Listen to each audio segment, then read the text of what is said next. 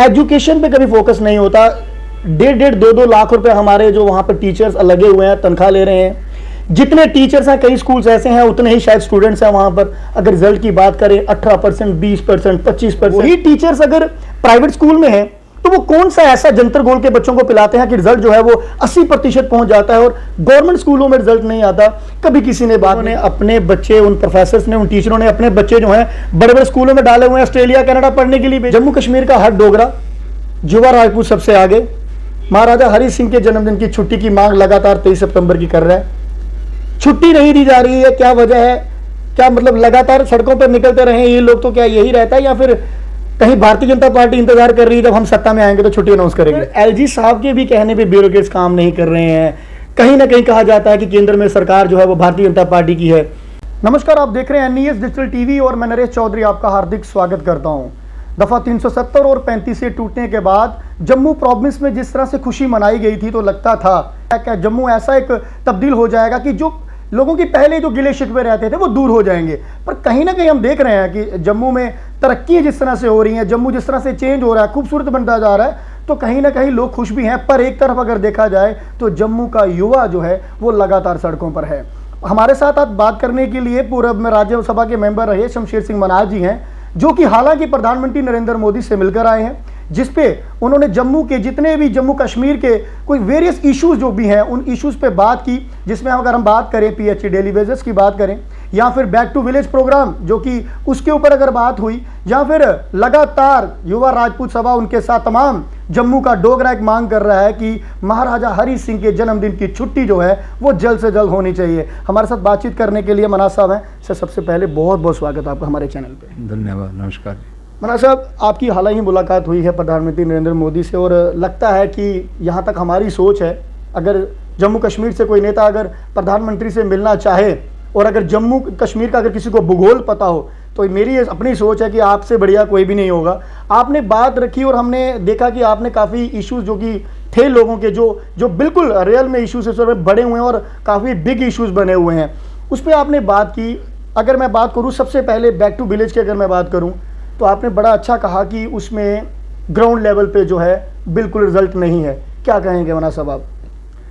नहीं, उसका कारण ये है कि केंद्र की ओर से तो उसमें सारी चीज़ें आ रही हैं और केंद्र दिल खोलकर और खजाना खोलकर पैसा भी दे रहा है, लेकिन समस्या यहाँ पे जो आ रही है कि ब्यूरोक्रेट्स बिटवीन इनके पब्लिक के बीच में कोई मीडिएटर नहीं है, कोई जो सारी चीज़ को ठीक से करवा पाएगा, क्योंकि ब्यूरोक्रेट्स के पास हर कोई व्यक्ति जा नहीं सकता और ब्यूरोक्रेट खुद जन के स्वयं हर एक व्यक्ति के पास पहुंच नहीं सकता। दोनों के बीच में ना होने की वजह से, मीडिएटर ना होने की वजह से सारी समस्याएं आ रही हैं। जिस प्रकार लास्ट दिनों आपने देखा होगा कि केंद्र की ओर से जन के पंचायतों को पैसा भी दिया गया है, उन्होंने एक ऑर्डर निकाल दिया है चीफ सेक्रेटरी साहब ने कि इस बार टेंडर वर्क होगा। तो जितनी देर तक इंफ्रास्ट्रक्चर तैयार ना हो, तो इंफ्रास्ट्रक्चर ना तैयार होने की वजह से आप ऑर्डर निकालो, पहले वो इंफ्रास्ट्रक्चर तैयार होना चाहिए, टेंडर पर जिनके प्रोसेस कैसे हो कैसे नहीं। तो रूरल डेवलपमेंट का जब वो सिस्टम नहीं था तो वो टेंडर नहीं होने की वजह से पैसा मैक्सिमम लैप्स होकर वापस यानी कि केंद्र को चला गया। तो हम चाहते हैं कि केंद्र की ओर से यानी कि पूरी प्रयास हो रहा है करना चाहिए। एलजी साहब ने भी बार बार कहा कि करना चाहिए, तुरंत कीजिए, लेकिन ब्यूरोक्रेट से कुछ ऐसे हैं, कुछ काम कर रहे हैं, मैं नहीं कहता कि नहीं कर रहे, कुछ तो काम कर रहे हैं, लेकिन कुछ ब्यूरोक्रेट से ऐसे भी हैं जो काम करना नहीं चाहते। तो वो अपने यानी कि डेस्क पर बैठ कर टेबल जिनके बैठ कर अपने जॉब करना चाहेंगे, उसके अलावा कुछ नहीं। मनाज साहब मैं आपकी बात रोकूंगा। अगर एलजी साहब के भी कहने पे ब्यूरोक्रेट्स काम नहीं कर रहे हैं, कहीं ना कहीं कहा जाता है कि केंद्र में सरकार जो है वो भारतीय जनता पार्टी की है, आपके भी आप अगर कहीं आपके कहने पे भी काम नहीं होंगे तो फिर किस तरह से ये काम चलेगा? देखो, जहाँ के एडमिनिस्ट्रेशन ये इंडिपेंडेंट है, ये एक बात मानते हैं एलजी साहब जो इनके, मैं कहता हूँ कि राष्ट्रपति द्वारा इनके मनोनीत होते हैं, राष्ट्रपति इनके प्रधानमंत्री के कहने पे तो होते नहीं, इसलिए इसको इंडिपेंडेंट बॉडी मानते हैं। ठीक दूसरी जैसे आपने पूछा कि उनके कहने पे काम नहीं होते, देखो आपने देखा होगा पिछले दिनों अगर 6 महीने का भी चार्ट निकालेंगे तो बहुत सारे ऑफिसर जो है रिशफल हुए हैं, जहाँ से कुछ जन के दूसरे स्टेटों में भेजे गए हैं, दूसरे यूटी में भेजे गए हैं। इसी तरह आने वाले दिनों में भी ऐसे अफसरों पर जिनके हो सकता है कि उनको भी भेजा जा सकता है, उनको भी सारी बात बनाएंगे ताकि काम जो है स्मूथली ठीक प्रकार से चलने। कुछ लोगों की मानसिकता ऐसे बन गई है, और ख़ासकर आपने अगर देखा होगा कि धीरे गुप्ता एक शख्स है अर्बन डेवलपमेंट में है, उसका तो एक नीयत ही यानी कि शुरू ऐसी मानसिकता, उसने तो टेबल तो यानी कि ना तो पेन उठाना है ना टेबल पे कोई फाइल रखनी है, चुपचाप बैठे रहना है, और उसमें यानी क्रिटिसिज्म करने की आदत रहती है। इस प्रकार के ऑफिसर हैं। बैठने की बात की आपने, तो यहाँ तक कहा जाता है कि अगर डेवलपमेंट की बात हो तो एजुकेशन एंड हेल्थ बहुत अहम रहता है। एजुकेशन पे बात करूँगा, अभी काफ़ी ज़्यादा रिजल्ट जो हैं 10th 11th 12th के आए हैं। मना सब सरकारें पिछली भी रही होंगी, भारतीय जनता पार्टी ने भी सत्ता की है, चाहे थोड़ी ही देर जम्मू कश्मीर में की हो। एजुकेशन पे कभी फोकस नहीं होता। 1.5 2 लाख रुपए हमारे जो वहाँ पर टीचर्स लगे हुए हैं तनख्वाह ले रहे हैं। जितने टीचर्स हैं, कई स्कूल्स ऐसे हैं, उतने ही शायद स्टूडेंट्स हैं वहाँ पर। अगर रिजल्ट की बात करें 18%, 20%, 25%, फिर इनको पूछा क्यों नहीं जाता कि आप पढ़ाते क्यों नहीं है? वही टीचर्स अगर प्राइवेट स्कूल में हैं तो वो कौन सा ऐसा जंतर गोल के बच्चों को पिलाते हैं कि रिजल्ट जो है वो 80% पहुंच जाता है, और गवर्नमेंट स्कूलों में रिजल्ट नहीं आता? कभी किसी ने बात नहीं की। आज मैं आपसे पूछना चाहता हूं, इसके ऊपर कौन सा एक अहम फैसला लिया जाए जिससे कि एजुकेशन जो है गवर्नमेंट स्कूल की जो है इंप्रूव हो सके? देखो, इसमें तो एडमिनिस्ट्रेशन लेवल पे सारी बात हो सकती है। अगर ठीक से एडमिनिस्ट्रेटर कहीं भी बैठा हो तो वो काम ठीक प्रकार से सारे करवा लेगा।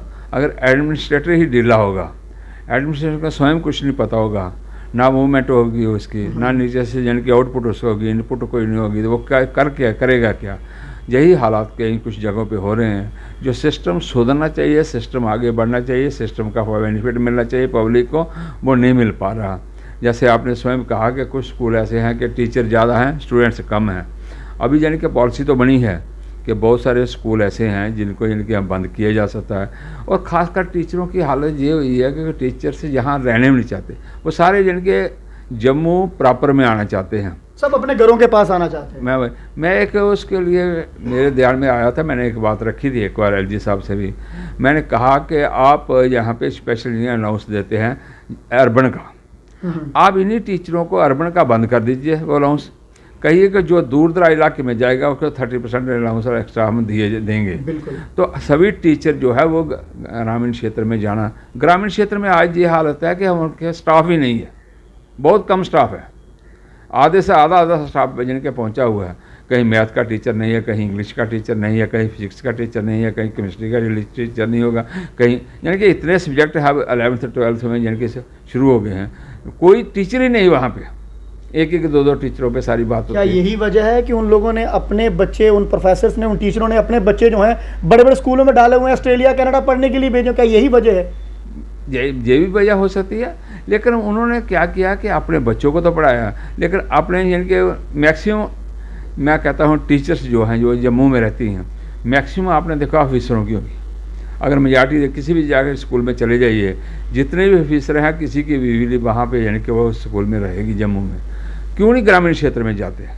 ग्रामीण क्षेत्र को बढ़ावा मिलना चाहिए। हम चाहते हैं ग्रामीण जो है, देश हमारा ग्रामीण में बसता है, तो 80% अगर ग्रामीण है तो ग्रामीण में जाने के हर प्रकार का विचार करें। जैसे केंद्र की ओर से हम प्रयास कर रहे हैं, जैसे स्किल डेवलपमेंट के नाते यानी कि हम केंद्र से कुछ चीज़ें कर रहे हैं कि हर एक आदमी को हाथ में काम देना चाहिए। उसी प्रकार जो भी काम है वो ग्रामीण क्षेत्र में हर पंचायत लेवल पे उसको सुदृढ़ किया जाए, उसको मौजूद किया जाए सभी डिपार्टमेंटों की ओर से। एक डिपार्टमेंट, आपके पास समय की कमी रहेगी, मेरा एक सवाल जो है वो थोड़े लंबे हैं, पर चलिए मैं 1 2 सवाल आपसे करूंगा। पीएचई डेली वेजर से लगातार सवाल करते हैं, और जब भी आपके भारतीय जनता पार्टी के भी आला अधिकारियों से बात होती है तो वो कहते हैं कि पहली जो पार्टियां थी उन्होंने अपनी वोट बैंकिंग स्ट्रॉन्ग करने के लिए इनको लगा लिया। पर मेरा आपसे सवाल, अगर इनकी ज़रूरत नहीं है, अगर इनकी ज़रूरत ही नहीं है, इनको बाहर क्या रास्ता क्यों नहीं दिया जाता? अगर ज़रूरत है तो फिर इनको परमानेंट क्यों किया जाता है? देखो, इसमें मैं 2 तरह से लेता हूँ। एक तो ये है जो परमानेंट होते हैं वो लीडर बन जाते हैं, वो कहेंगे प्रेसिडेंट, यूनियन का प्रेसिडेंट हो गया, जो सेक्रेटरी हो गया, वो काम पर नहीं जाएगा। जो डेली वेज है वो बेचारे काम करते हैं। मैं इसलिए कहता हूँ कि आज डेली वेज निकालेंगे आप तो 50 से ऊपर हैं सारे, 50 से नीचे होंगे मुश्किल से 10%, 10% से नीचे नहीं है। 90% जो है 50 और 60 के बीच में है। तो इनको तुरंत यानी कि परमानेंट कर देना चाहिए, रेगुलर कर देना चाहिए, ताकि जो बेचारे 2-4-5 साल जितनी भी सर्विस है वो तो कम से ठीक प्रकार से अपना गुजारा कर सके। पूरी ज़िंदगी उन्होंने जिस प्रकार से तुरंत करना है। हमारे पास पैसा है, पॉलिसी ला सकते हैं, वो शर्त है कि जैसे ही हम जहाँ पे मीटिंग होती है, इनकी सैक की मीटिंग होती है, उसमें बैठे ना, और बैठकर यानी कि हमारा अभी पिछले लास्ट ईयर टोटल फंडिंग जो हुई थी उसका कितना लैप्स होकर यानी कि केंद्र को वापस गया होगा। तो उसमें से अगर इस प्रकार की पॉलिसी जहाँ बनाते कि जी इतना पैसा हमें चाहिए, इन सबको परमिट करना, चाहे डेली वेजेस हों, चाहे आंगनवाड़ी वर्कर हों, चाहे NRHM के हों, चाहे दूसरे हों, कोई भी, मैं कहता हूँ मुश्किल से 500 करोड़ रुपये से ऊपर भी ज़रूरत हमारी रिक्वायरमेंट नहीं है। हज़ारों रुपया यानी कि हज़ारों करोड़ रुपया हमारा वापस गया लैप्स होकर, तो उसे 500 करोड़ देने के बाद पूरे के पूरे सभी रेगुलर हो जाते हैं, सभी के यानी कि रोजी रोटी का साधन बन जाता है, ठीक प्रकार से अपने घर को, अपने परिवार को पाल सकते और काम भी करते हैं। और हमें जो समस्या आ रही है, मैं कहता हूँ, मैं बिजली डिपार्टमेंट की देखता हूँ आज भी, वो बेचारा जो डेली वेज लगा हुआ ना, वो फिर भी लाइनमैन बन के यानी कि गाँव में काम कर रहा है, जो परमानेंट है वो दिखाई नहीं देते, अपनी कुर्सी से हिलते ही नहीं है। इसलिए इन डेली वेजेस को भी बेचारों को ठीक प्रकार से इनको उनका सहारा देना चाहिए। मैं तो, मेरी सहानुभूति हमेशा उनके साथ रही है। मैंने प्राइम मिनिस्टर से सीधी बात कही है कि आप केवल यानी कि ये डेली वेजेस जो हैं सारे, इनको तुरंत किसी पार्टी ने लगाया, किसने ने लगाया वो नहीं है, एज ए ह्यूमैनिटेरियन ग्राउंड पे हमें ये विचार करना होगा कि इनकी यानी कि सहानुभूति इनके साथ रख के वोट नहीं चाहिए। अगर वोट बैंक की राजनीति करोगे तो देश आगे नहीं बढ़ सकता। हम वोट की राजनीति करते नहीं हैं। हमेशा भारतीय जनता पार्टी के नाते, भारतीय जनता पार्टी का जो भी एक कार्यकर्ता, अगर सुदृढ़ कार्यकर्ता, मजबूत पर और विचारों से भरा होगा, तो वो वोट के लिए राजनीति नहीं करता। पंडित दीनदयाल जी यानी कि जब चुनाव में खड़े हुए तो उनको कहा जातिवाद की राजनीति के लिए आप सिर्फ एक बार कहो कि मैं पंडित हूँ, तो उन्होंने कहा मैं पंडित कभी नहीं कहूँगा। मुझे यानी कि अगर लोग अच्छा समझते हैं वोट दें, नहीं समझते तो उनकी मर्जी। तो इस प्रकार की विचारधारा वाले हम लोग हैं, तो हम क्यों कहें कि वोट मिले ना मिले, वोटों की राजनीति के लिए सब कुछ है। इसलिए सारी चीज़ें ऐसी। दूसरी ये चीज़ हो रही है कि हमारा विपक्ष जो है बहुत कमज़ोर हो रहा है, क्योंकि स्वयं के नाते है या करप्शन के खाते हैं, कैसे कमज़ोर हुआ मुझे समझ नहीं आई आज तक। विपक्ष मजबूत होना चाहिए। मान लो पार्लियामेंट में एक अपोजिशन पार्टी है, उसके पास 200 सीटें चाहिए, क्योंकि सरकार को नकेल डालने के लिए, काम करवाने के लिए विपक्ष का होना बहुत जरूरी है। कोई भी अगर अमेंडमेंट की जाए तो उसके अनुसार हो, सहानुभूति तो होगा ही नहीं, तो अकेले करना पड़ेगा, तो सारी चीज़ें कैसे होंगी। लेकिन आज विपक्ष का काम क्या होता है, पार्लियामेंट में जाना, हो हल्ला करना, हाउस चलने नहीं देना, पैसा यानी कि खर्च हो जितना मर्जी हो। तो फिर क्या होता है कि वो पार्टी जो भी रूलिंग होगी, वो अपने मेंबर्स होते हैं, उनके मेजॉरिटी में बैठे होते हैं, वो बाकी बाकआउट करके चले जाते हैं। वो जो बिल होगा वो अपनी मर्जी से पास होगा, तो उसमें बहुत सारे कमियाँ भी हो सकती हैं। मैं ये नहीं कह रहा कि भारतीय जनता पार्टी सरकार है, जाने कोई भी सरकार होगी उसमें कमियां हो सकती है। इसलिए विपक्ष का होना और बिल्कुल सकारात्मक तरीके से काम करें, डिस्कशन करें, चर्चाएं करें, और उस चर्चा में से जो निकल कर आए वो मंथन करना पड़ता है ना। जैसे दूध में से, दही में से यानी कि हम मक्खन निकालते हैं, तो वो निकालेंगे तभी जब मंथन करेंगे, तो मंथन नहीं करेंगे तो उसे कैसे करेंगे। साहब बड़ा अच्छा लगा आपने PHE डेली बेसिस से कम से कम परिवारों का तो नाम लिया। नहीं तो हमेशा से जब भी सवाल होते हैं ना, चाहे भारतीय जनता पार्टी से होते हैं चाहे किसी से भी होते हैं, कोई सोचता नहीं है कि इनके परिवार का क्या होगा, या इतनी देर हो गया इनको काम करते हुए। बड़ा अच्छा लगा मना साहब। मेरा अहम सवाल रहेगा, जम्मू कश्मीर का हर डोगरा, युवा राजपूत सबसे आगे महाराजा हरि सिंह के जन्मदिन की छुट्टी की मांग लगातार 23 सितंबर की कर रहा है। छुट्टी नहीं दी जा रही है, क्या वजह है? क्या मतलब लगातार सड़कों पर निकलते रहे ये लोग, तो क्या यही रहता है, या फिर कहीं भारतीय जनता पार्टी इंतजार कर रही है जब हम सत्ता में आएंगे तो छुट्टी अनाउंस करेंगे? नहीं, इसमें ऐसी बात नहीं है। हमने बहुत प्रयास किया, कोशिश की। मैं राज्यसभा का जब मेंबर था तो राज्यसभा में मैंने इस चीज़ को खुलकर रखा था। प्राइम मिनिस्टर वहीं थे, होम मिनिस्टर भी वहीं थे, और अभी भी मैं गया था तो वो इशू उसमें रखा गया था।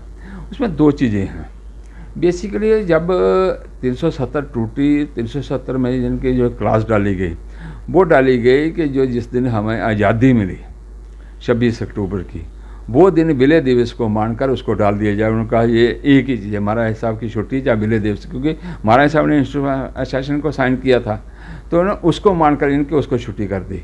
चाहिए था कि महाराज के जन्मदिन पर छुट्टी करते। तो दोनों को क्लब करने के बाद जो सारी प्रॉब्लम आई है, उसे यानी कि उस समय दिखाने वाले, बताने वाले, जो गाइड करने वाले कुछ ऐसे एक जमावड़ा रहता है ना, एक ग्रुप रहता है, तो उनको इतना नॉलेज नहीं होगा कि ये सेंटीमेंट्स इतने जुड़े हुए हैं। बाद में पता चलने के बाद इनके लोगों ने जब हो वाला किया तो तब अब ध्यान में आ रहा है। तो अब उस छुट्टी को काटना या छुट्टी को डाइल्यूट करना, किस प्रकार से है इस छुट्टी को ऐड करना, तो उसके लिए सारी बातें चल रही हैं। मैंने भी यानी कि कई बार कोशिश की। एक बात और है इसमें, मैंने कहा कि सभी बरादरियों से, सभी पार्टियों से, सबसे मिलकर सबके मेमोरेंडम सेंटर को यानी कि आप प्राइम मिनिस्टर को भेजिए और प्राइम मिनिस्टर इसको कंसिडर करने का प्रयास करें और कर सकते हैं। इसलिए हमें कोशिश तो करनी पड़ेगी, लेकिन उसके लिए कोशिश जारी है। आने वाले दिनों में मैं भी लगा हूँ, इनके साथ साथ बैठकर बातचीत करता हूँ ताकि इनको छुट्टी हो। तो प्राइम मिनिस्टर साहब से भी ये हो गया, एश्योरेंस उन्होंने दी है कि हम जल्दी ही सारी चीज़, जैसे चुनाव नवंबर दिसंबर में लगभग तय हैं, वो आ जाएंगे। और स्टेट रोड भी मुझे लगता है विदिन 1 ईयर उसके बाद बनने वाली है, ये भी बनेगी, दोनों चीज़ें हो जाएंगी। तो सारी उसी के में सारी चीज़ें आ जाएंगी। जब तक कि एलजी साहब बैठे हैं, जहाँ ये ब्यूरोक्रेट्स बैठे हैं, जी अपनी मर्जी से चलते हैं सारा, इन पे कुछ कहना नहीं चाहता। जिस प्रकार का वातावरण एटमॉस्फेयर जहाँ बना हुआ है और सारी चीज़ों को ठीक करें। दूसरी ये है कि करप्शन इतनी बढ़ गई है, हमारे ब्लड में यानी कि इंजेक्ट हो चुकी है। नासा सवाल बड़े थे, मैंने कहा समय लंबा हो जाएगा इसलिए मैंने किया नहीं। तो ये इंजेक्ट हो चुकी है, इसे निकालना पड़ेगा। इसमें नहीं तो ईडी की ओर से जैसे हो रहा है सारा सबके सामने आ। तो कई बार मुझे पूछते हैं कि अच्छा ये बीजेपी का कोई नहीं पकड़ेगा। मैंने कहा प्राइम मिनिस्टर हर हफ्ते जिनके सभी मिनिस्टरों को बुलाते हैं, उनको बताया तेरा काम क्या, कितना कितना काम तूने किया, उसकी आउटपुट बताओ। तो इसलिए मैंने कहा वो उनसे डरते भी हैं और वो आप काम भी करते हैं, क्योंकि जब व्यक्ति स्वयं ठीक होगा तो दूसरा भी ठीक रहेगा। तो वो बातें सारी चल रही हैं। तो आने वाले दिनों में सारी चीज़ें ठीक करवाने का प्रयास करेंगे। और एक सबसे अहम मुद्दा था जो सबसे जम्मू कश्मीर के साथ लगता है छूता है, शायद आपके ध्यान में होगा, एक कस्टोडियन प्रॉपर्टी है जहाँ पे। बिल्कुल। उस कस्टोडियन का क्या है, पूरे देश भर में ही एक 2018 से पहले ये सारा था। 2018 में एक पार्लियामेंट्री ग्रुप बैठा था, उसमें मैं मेंबर था और यादव जी हमारे यानी के चेयरमैन होते थे। इस पर डिस्कशन हुई थी और एक साल जो हम सभी जगह घूमने के बाद उसको फाइनल शेयर हो दी थी कि एनिमी एक्ट को ख़त्म किया जाए, जो कस्टोडियन प्रॉपर्टी डिपार्टमेंट ही ख़त्म किया जाए। जिनके पास जिनके वो 47 से लोग रह रहे हैं उनको परमानेंट हक दिए जाए। लेकिन जहाँ धारा 370 होने की वजह से कस्टोडियन प्रॉपर्टी एज इट ही रहेगी। अब धारा 370 हट चुकी है, तो इसको अमेंडमेंट करने के लिए यहाँ के लोकल एडमिनिस्ट्रेशन होना ज़रूरी है। तो जब तक जिनके राज्यपाल शासन आ चुका है तो इन्होंने नई कोशिश की होगी, नहीं तो गवर्नमेंट आने के बाद इसका भी ख़त्म किया जाए। क्योंकि कस्टोडियन का भी बहुत बड़ा यानी कि हाथ है। अपने लोग बहुत सारा समाज ऐसा है जो बैठा हुआ है, लेकिन वो लीज पे बैठा हुआ है, रेंट पे बैठा हुआ है। तो मैंने वो उसको विषय कहा खास कर इसको एनिमी प्रॉपर्टी एक्ट को तुरंत इम्प्लीमेंट करवाने का हम प्रयास करें और इसको भी करें। उन्होंने कहा ठीक है, ये बात तो होनी चाहिए। तो मैं एलजी साहब से सारी बातें उन्होंने कहा है कि मेरे मेमोरेंडम को लेकर मैं एलजी साहब यहाँ आने वाले हैं 1-2 दिन में, मैं उनसे सारी बातों पर डिस्कशन करूँगा, चर्चा करूँगा और आश्वासन दिया कि हम करवाने का प्रयास करेंगे। मुन्ना साहब बहुत बहुत शुक्रिया अपना अहम समय देने के लिए। अगर मैंने शुरुआत में ही कहा था अगर जम्मू कश्मीर भूगोल की बात करें तो सबसे बड़े नेता हमारे साथ मौजूद थे। मुद्दे तो काफ़ी ज़्यादा हैं, लंबा समय हो जाएगा, समय का भी थोड़ा देखना पड़ता है। पर एक चीज़ सबसे बड़ी अहम रखी है कि युवा राजपूत सभा तो लगभग मांग कर ही रहा है, पर साथ साथ में आज देख रहे हैं कि भारतीय जनता पार्टी के वरिष्ठ नेता भी इतनी बात कह रहे हैं कि 23 सितंबर की छुट्टी जो है वो ज़रूर होनी चाहिए। उस पर भी चर्चा हुई। पीएचई डेली वेजर्स की बात की, अक्सर डेली वेजरों की बात होती है, पर आज परिवार की भी चर्चा हुई और खाली यहीं पे चर्चा नहीं हुई, प्रधानमंत्री नरेंद्र मोदी जी के साथ भी ये डेली वेजर्स को लेकर चर्चा हुई। बने रहें आप हमारे साथ नई खबर के लिए, देखते रहें NES डिजिटल टीवी। जय हिंद, जय भारत, जय जम्मू।